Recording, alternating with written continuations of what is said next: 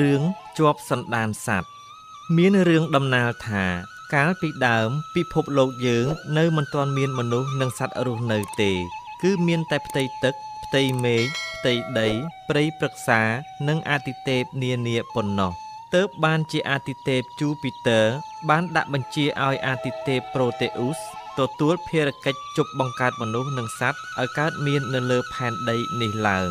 តែកាលនោះអាទិទេពប្រូតេអ៊ូសរវល់តែភ្លើតភ្លើននឹងការជប់បង្កើតសត្វផ្សេងម្ដងសត្វនេះម្ដងសត្វនោះទៅតាមចំណង់របស់ខ្លួនឯងទើបធ្វើឲ្យមានសត្វមួយចំនួនច្រើនលើសពីមនុស្សរាប់សិបដងឯណោះពេលតតឃើញដូច្នេះអាទិទេពជូពីទ័រក៏បញ្ជាឲ្យជប់សត្វទាំងនោះប្ដូរទៅជាមនុស្សវិញ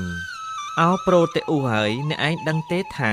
សត្វដែលជប់មកនេះវាមានចំនួនច្រើនជាងមនុស្សឆ្ងាយណាស់ថ្ងៃក្រោយទៅអាចនឹងនាំឲ្យកើតរឿងវឹកវរចលាចលជាមិនខានដូច្នេះចូលអ្នកជប់សត្វមួយចំនួនឲ្យប្រែក្លាយទៅជាមនុស្សវិញទៅដើម្បីឲ្យផែនដីនេះមានតុល្យភាព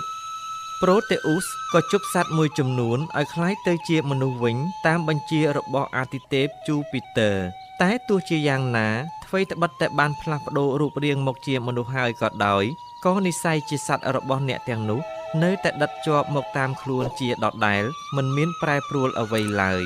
ហេតុនេះហើយទើបបានជាមនុស្សមួយចំនួននៅតែជាប់សារជាតិជាសត្វរហូតមកទល់នឹងសព្វថ្ងៃរឿងនេះផ្ដល់អត្ថន័យសេចក្តីថាសន្តានរបស់មនុស្សមិនងាយកែប្រែបានទេហេតុនេះហើយបានជាមានពាក្យពំនោលថាកុំពុតស្រឡៅកុំប្រដៅមនុស្សខូចសន្តានអាក្រក់នឹងអាចកែប្រែបានលុះត្រាតែម្ចាស់ខ្លួនភ្ញាក់រលឹកដោយខ្លួនឯង